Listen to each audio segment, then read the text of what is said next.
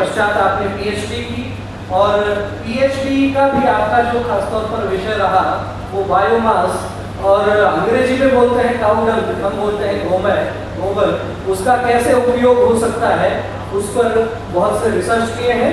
तो अब जो है ये technical session professor Kamaljeet Khatri के साथ।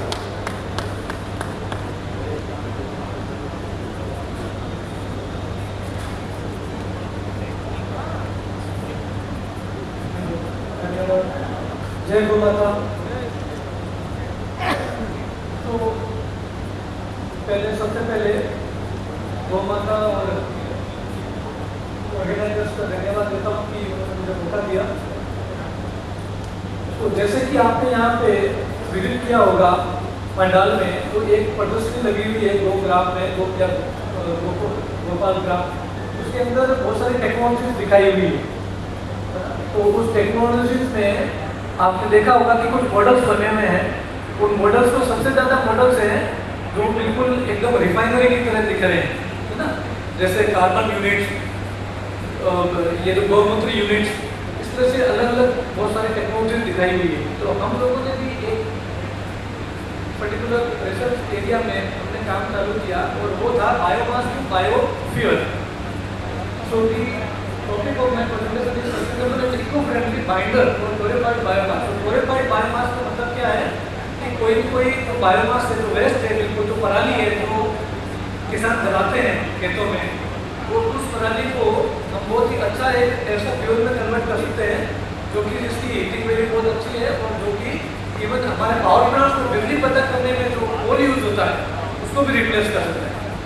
तो कोल बनाने के लिए अब आप ये सोचेंगे कि कोल वाले पावर प्लांट में तो कोयला भी होता है, बायोमास भी खूब है, तो गौ माता का क्या रोल है, यानी कि गाय का, अपने देश की गाय का क्या रोल हो सकता है। तो उसके लिए फिर हमने एक स्पेसिफिक आगे बढ़ाई नेक्स्ट प्लीज।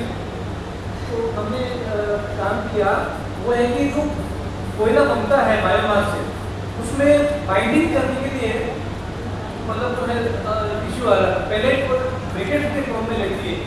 जैसे आज पूरे देश में जहाँ से भी अपने को बिजली मिलती है वो थर्मल पावर प्लांट है, उसमें कोयला जला के जो बिजली पैदा करते हैं, उसमें कोयले की जगह बायोमास का 5% अभी भी उन्होंने पेलेट और ब्रिकेट चालू कर दिया है और 10% और उससे भी ज़्यादा बायोचार या बायोकोल बना के यूज करने वाले हैं। तो अब उसमें जो बायोकोल का जो ब्रिकेट बनेगा उसके लिए भी काउडर यूज हो सकता है।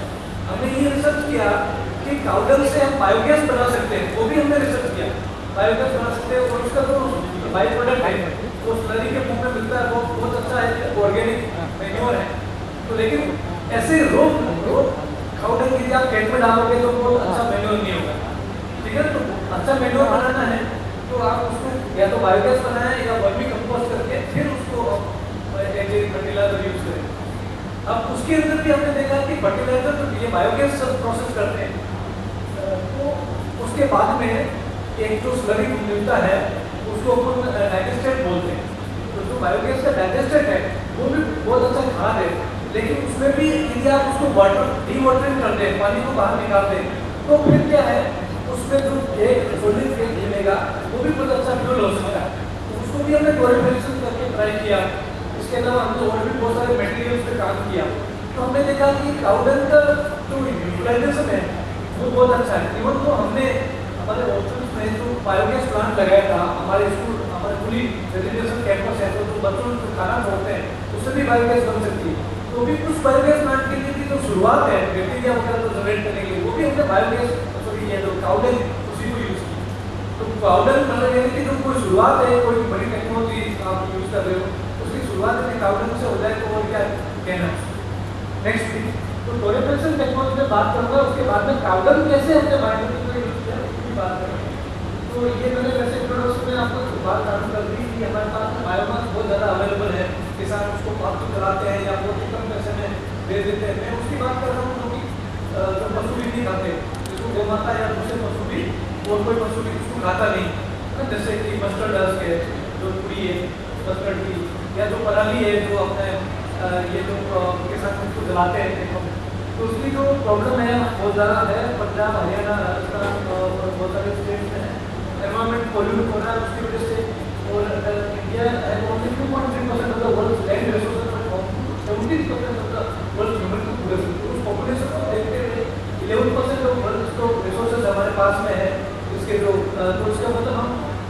ही ज़्यादा इस पर काम करके और इकोनॉमी की सर्कुलर इकोनॉमी की आज से बात करते हैं।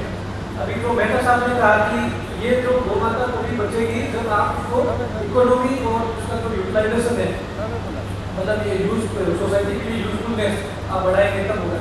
तो ये दोनों एस्पेक्ट पे तो बिजनेस यानी इकोनॉमी प्लस उसका जो एफिशिएंसी टेक्नोलॉजी एंड बिजनेस उस पर ही हमने काम किया। और हमने नेक्स्ट ये जो काउडन है उसको हमने कैसे यूज किया तो इस पर्टिकुलर प्रोजेक्ट में हमने माइकर यानी कि उसको बांधने के लिए जो काउडन जो हमारा जो बायोमास है बायोचार है वो बनने के बाद उसको बांधने के लिए पहले तो अच्छा किसी भी पर्टिकुलर सेफ या उसमें क्या पता है आकर देने के लिए हमने इसको यूज किया। तो to utilise resources we have used the cow dung and we have enhanced the fuel property as compared to inorganic binder. ये ऐसे बाइंडर्स हैं जो इनऑर्गेनिक मटेरियल्स होते हैं जो बहुत महंगे होते हैं, उसकी बजाय काउडन बहुत ही सस्ता विकल्प। तो ये ऐसे सस्टेनेबल सॉल्यूशन हम देना चाहते हैं। तो आप देख सकते हैं डायग्राम में जो काउडन इक्वली बायोमास है उसको बायोचार में कन्वर्ट करते हैं, जिसको ग्रीन चारकोल भी कहते हैं। काला काला जो आप देख सकते हो राइट साइड में, तो रॉ मटेरियल से कैसे क्लोरीफिकेशन से आगे हमने एक ये जो बायोचार बनाया और उसके बाद में फर्दर उसको डेंसिटी इंक्रीज करने के पैलेट कह लीजिए ब्रिकेट कह लीजिए अलग अलग सेल के हिसाब से उसके अलग अलग नाम। तो इसमें प्रोसेस क्या होता है कि बायोमास को पहले ड्राई करना पड़ता है, फिर एक क्लोरीफिकेशन रिएक्टर होता है उसके अंदर हाई टेम्परेचर पे उसको प्रोसेस करते हैं और उसके बाद में क्लोरीफाइड बायोमास बनता है। नेक्स्ट थिंग, अब इसको बनाने के लिए फिर हमें जो है इस प्रोसेस को यूज करना पड़ता है। उसके लिए हमने पेटेंट्स भी लिया है। हमारे इंडिया में चाइना से लोगों ने कोशिश करी थी कि बाहर से इंपोर्ट करने की, पर चाइना के जो रिएक्टर्स यहाँ पर सक्सेसफुल नहीं हुए, क्योंकि अभी टारगेट क्या है कि कंटिन्यूस प्रोडक्शन से हम ये चीज़ें मास प्रोडक्शन में हम इसको बनाएंगे। तो हम वी आर प्राउड कि हम लोगों ने यहाँ पे हमारे इंस्टीट्यूट में हमने इस टेक्नोलॉजी को डेवलप किया और वो जो टेक्नोलॉजी है वो मतलब जो इंडिया में और भी 3-4 कंपनीज ने डेवलप किया है, ठीक है ना। लेकिन हम इतनी रिक्वायरमेंट है कि और भी इसके अंदर 100 कंपनीज भी आएगी तो भी कोई कॉम्पिटिशन नहीं। तो क्योंकि हम टारगेट क्या है कि वो कम कीमत पे कम कॉस्ट पे अच्छा मटेरियल अच्छा प्रॉपर्टी के साथ उसको निकाल के और उसको निकालना और जल्दी प्रोड्यूस करके इंडस्ट्री में उसको दबाना है, यानी कि एक रिन्यूएबल सोर्स की तरह यूज करना है। अभी जो मोदी सरकार ने हमने देखा होगा कि बायोडीजल बायोफ्यूल एल्कोहल इथेनॉल वगैरह ये सब पे बहुत काम किया है। तो इसी एरिया में बायोफ्यूल जो बायोकोल है उस पर भी मतलब गवर्नमेंट ट्राई करती है कि एजेंट फ्यूल उसको नेक्स्ट प्लीज ये डायग्राम ये इतना समय ये रियल फोटोग्राफ से आप देखिए लेफ्ट हैंड साइड वाला है ये एक छोटा प्लांट था तो एक तरह से मॉडल किया हमने डेवलप किया था कैंपस। इसके बाद में हमारे स्टूडेंट्स ने और हमने मिलके गवर्नमेंट की फंडिंग की हेल्प से की स्टार्टअप कंपनी बना के हमने बड़ा प्लांट भी बनाया है जिसकी कैपेसिटी 2 टन पर डे और हम लोग आगे टारगेट करेंगे 2 टन पर आवर उस कैपेसिटी है, यानी कि रोज का रोज 50 टन बायोमास का ये बायोचार बना के निकालेंगे। इसकी एप्लीकेशन सिर्फ फ्यूल में नहीं है, ये मैं बोल के आपको बताता आपको ये भी बता देता हूँ।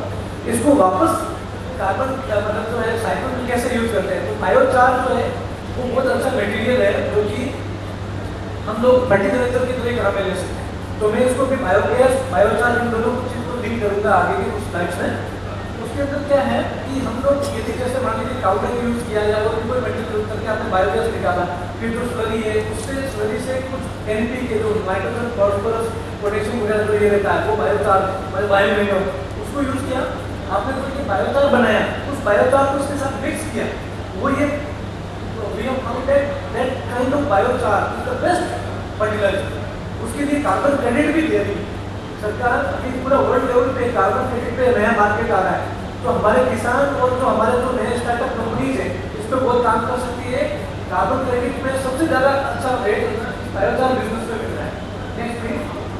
तो अभी ये प्रोसेस है, यदि आप उसको डायग्राम से समझना चाहें तो इसके अंदर आप देख सकते हैं कि एनारोबिक डाइजेस्टर यानी कि जो बायोगैस बनाने वाली चीज़ें वो भी साथ में काम करती है और डाइजेस्टर को अलग करके और बायोमास को मिक्स करके हम लोग प्रोडक्शन से जो ये नीचे दिखाता है उसको हम यूज करके फिर ग्रीन चारकोल कार और गैस ये तीनों चीज़ें हमें मिल सकती है। तो इस प्रोसेस में इकोनॉमी सर्कुलर इकोनॉमी की कैसे आती है कि ग्रीन चारकोल के अलावा हमको कार भी मिलता है डोर गैस भी मिलती है। तो डोर गैस को हम प्रॉपर करके ऐसे फ्यूल उसके अंदर सिस्टम के अंदर ही काम में लेते हैं। Next please. तो आप देख सकते हैं ये मास बैलेंस, एनर्जी बैलेंस वगैरह उसके साथ दिखाया हुआ है कि कोई भी एक जैसे 100 kg या 300 kg का जैसे वेस्ट अवेलेबल है, तो उसको अपन कैसे बायोगैस बनाएंगे, कितना बायोगैस बनेगा। बायोसीटी आपने सुना ही है, उस रिएक्टर में आपने प्रदर्शन में देखा होगा कि बायोगैस भी बनती है, तो उसमें हमारा सोर्स काउडन भी हो सकता है। तो यानी कि बहुत ज़्यादा अवेलेबल है हमारे पास काउडन, तो आप उसका दोनों तीनों तरीके से जैसे यूज कर सकते हैं। तो अल्टीमेटली फिर इस पर्टिकुलर टेक्नोलॉजी में टॉर्मेक्स रिएक्टर आप देख सकते हैं आगे ड्रायर रिएक्टर वगैरह करके चारकोल बनता है और बायो फर्टिलाइजर देखिए बायो मैन्योर, ये जो बायोगैस सॉलिड डाइमेंशन से जो बायो स्टेटमेंट दिखा रखा है ऊपर, वो नीचे बायो फर्टिलाइजर और वाटर जो डीवाटर करने के बाद उसको रिसर्कुलेट कर देते हैं, तो कोई भी चीज़ वेस्ट नहीं जाती है प्लांट में। नेक्स्ट तो आप देख सकते हैं बाइंडर। तो अभी हमने जो पर्टिकुलर रिसर्च जो खाली आज के लिए रिसर्च कर लेके आया था वो है कि बाइंडर की तरह कैसे यूज करते हैं। तो नेचुरल बाइंडर यूज कर सकते हैं, लिग्निन, स्टार्च जैसे कॉर्न, पोटैटो, मोलेसेस, ग्लिसरॉल वगैरह। ऑर्गेनिक में इंडस्ट्रियल बाई प्रोडक्ट्स में लिग्नो, सल्फेट, सल्फोनेट्स, दाल वगैरह निकलता है, लेकिन एनिमल वेस्ट में सबसे एनिमल नहीं कहना चाहिए, सॉरी, ये जो टेक्निकल लोग जो है आजकल के रिसर्चर्स गोमाता को भी एनिमल बोल देते हैं, पर हमें पता है कि गोमाता हमारी माता है, ये एनिमल नहीं है, ये साथ साथ दिव्य प्रकट हुई है, मतलब ये कोई धरती का प्राणी नहीं जो काम फेंकूँ और बाकी तो कैसे प्रकट हुई है आप सबको प्राणी पता ही। तो इसका जो वेस्ट है यानी जो काउडन है इसको हम यूज करते हैं, 10 से 20% तक उसको बायोगैस के साथ मिक्स करते हैं and then we can produce eco friendly sustainable fuel pellets और ब्रिकेट्स। Next please. तो आप देख सकते हैं ये जो टेक्निकल पैरामीटर्स है, तो बाइंडर की तरह जब यूज़ किया तो उनकी वैल्यू क्या आई, तो कैलोरी यदि कोई भी फ्यूल जब जलाते हैं तो उसकी जो कितनी एनर्जी देगा, वो कितनी ऊर्जा देगा, वो एक पैरामीटर होता है एनर्जी वैल्यू, वो slightly increase with process grow binderless briquettes. तो यानी कि कैलोरी वैल्यू में बहुत ज़्यादा कंप्रोमाइज नहीं हुआ, क्योंकि काउडन के अंदर कैलोरी वैल्यू ठीक ठाक है। अब जैसे आपने देखा होगा गाँव में जो उसकी जो ये बनाते हैं केक बनाते हैं, क्या बोलते हैं ये जो खेपड़ी जो बनाते हैं, उसको भी लोग खाने में मतलब खाना बनाने में यूज़ करते हैं, लेकिन उसकी वैल्यू थोड़ी सी कम होती है, एज कंटेंट ज़्यादा होती है, ठीक है ना। तो ये वाली प्रॉब्लम यहाँ नहीं आएगी, क्योंकि 80% तो हमारा बायोमास है, 20% हमने काउडन यूज़ किया। और काउडन भी यदि आपने इसके अंदर एक और चीज़ बताना चाहता हूँ, हमने रिसर्च तो नहीं किया है उसमें, लेकिन हमारे फ्रेंड्स ने रिसर्च किया है कि काउडन से पहले बहुत अच्छा मटेरियल हाईली वैल्यूड प्रोडक्ट को निकाल लेते हैं, cellulose, hemicellulose, alpha cellulose वगैरह, उसके बाद में भी हम ये cow dung as a binder use कर सकते हैं। तो यानी कि आपने जैसे ये है आपका दूध से दही बनाते हो, घी बनाते हो, ठीक है, तो घी बहुत अच्छा प्रोडक्ट है, यानी कि घी बहुत ज़्यादा हाई वैल्यू में बिकता है। तो उसी तरह से कोई चीज़ आपने निकाल दी, उसके बाद में भी तो कोई चीज़ खराब नहीं जाती। आपने देखा होगा कि छाछ भी बिकती है, ठीक है ना, तो घी बनाने के बाद तो मैं भी मेरा भी गाँव का बैकग्राउंड रहा, तो हम लोग देखते थे हमारे गाँव में मतलब गाय को किसी को कोई छाछ बिकती नहीं थी, लेकिन लोग ऐसे गाँव के लेके जाते थे, है ना। तो यहाँ सिटी में आने के बाद तो चला कि छाछ भी बहुत काम की चीज़ है, बहुत बिका हुई। तो ये जो चीज़ है, मैं उसका उदाहरण इसलिए दे रहा था कि ये जो हम लोग यदि इसको कागज को मतलब ये कोई भी तरह का कोई चीज़ यूटिलाइज करके उसके बाद में भी यूज़ करेंगे तो भी उसमें अच्छा लिक्विड होने की वजह से अच्छा बाइंडर ड्यूरेबिलिटी देखिए, include binding state due to fibrous content, तो ड्यूरेबिलिटी बहुत अच्छी आएगी, वाटर रेजिस्टेंस बहुत अच्छा मतलब मॉडरेट लेवल पे है, कॉस्ट इज वेरी लो। देखिए आप 1 से 2 रुपीज़ पर केजी यदि काउडन किसान को मान लीजिए कि आप 25 पैसा 50 पैसा ज़्यादा दे दीजिए पर केजी, तो भी ओवरऑल कॉस्ट आपकी निकलेगी वो बायोफ्यूल की बहुत अच्छी है। एनवायरमेंट इम्पैक्ट, सस्टेनेबल, रिन्यूएबल, तो ये जो है हमारा जो फार्मिंग सिस्टम है किसानों के लोग, और ये जो हमारा जो इकोनॉमिक सिस्टम है और जो हमारा जो माता का जो इकोनॉमी, उसके अंदर बहुत ही इम्पोर्टेंट और बहुत ही इम्पोर्टेंट चीज़ें जो रोल देंगे फायदेमंद साबित होगा। Next please. तो ये कुछ प्रॉपर्टीज है जो कि टेक्निकली ज़्यादा डेप्थ में मैं आपको नहीं जाऊँगा क्योंकि जानकारी पब्लिक के हिसाब से, तो आप लेकिन हमने ये पाया है कि इसका बहुत ही अच्छा प्रॉपर्टी मिला है, ऑर्गेनिक मैटर बहुत अच्छा लेवल का है, कार्बन कंटेंट 30 से 35% ड्राई बेसिस पे है, nitrogen volatile metals, S content बहुत कम रहा है, ओवरऑल एस कंटेंट वैसे ही आप काफ़ी काउंटर यूज़ करते हो तो एस कंटेंट ज़्यादा मिलता है, लेकिन यदि आपने माइक्रो की तरह इसके साथ फ्यूल को यूज़ किया तो हमारा ये कंट्रोल में रहता है। और हमने ये सिर्फ हमने ऐसा नहीं कि जो भी आ गया उसको रिजल्ट को हमने एनालाइज कर दिया, हमने ये कोशिश करी कि जो रिक्वायरमेंट है पावर प्लांट्स की या जो कस्टमर्स की, उस क्वालिटी का बायोमास या बायोचार बना के नेक्स्ट प्लीज। तो क्राउडेड बायोमास की जो कैलोरी वैल्यू जो मैं बात कर रहा था, उसकी एनर्जी कितनी होती है पर केजी में, तो 3000 करीबन होती है। 2.4 केजी का रेशियो से नहीं बात है, ब्लेंडेड मटेरियल का जीसीपी या जो कैलोरी वैल्यू है वो कम होती है।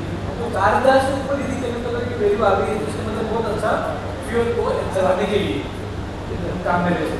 ब्लेंडेड मटेरियल का जो है मॉइस्चर कंटेंट 5 से 6% है, क्योंकि उस प्रोसेस में मॉइस्चर वैसे कम हो जाता है, यानी कि ड्राइंग वगैरह करते हैं। तो मैंने दिखाया था डायग्राम, ड्राइंग करते हैं उसके बाद में उसका प्रोसेस करते हैं, तो बहुत कम हो जाता है।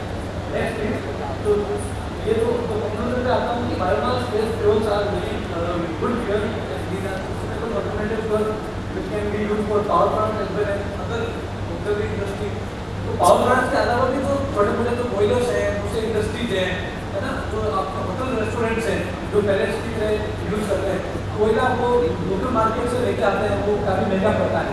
तो यदि आप उसको बायोमास बेस्ड यदि आप बना के लोगों को सस्ता मिलेगा। Binders are required for wasting pallets.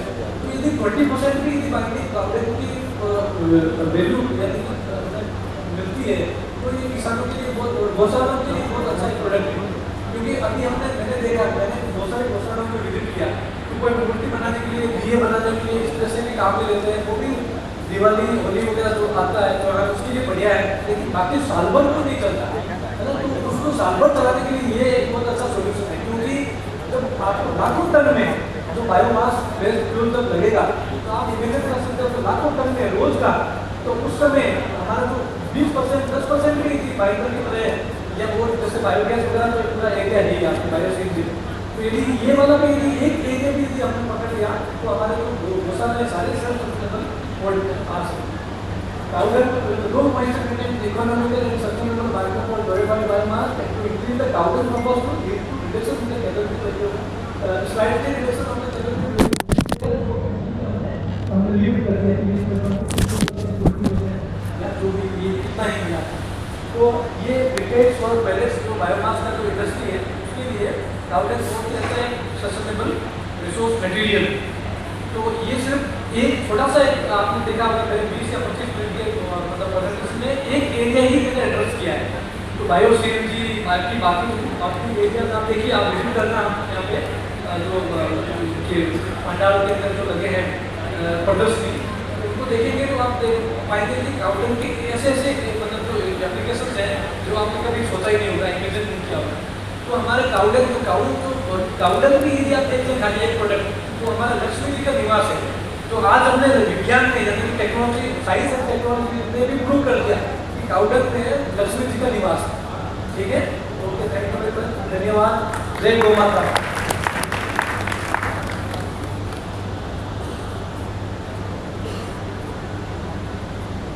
बहुत बहुत धन्यवाद प्रोफेसर कमल जी खत्री।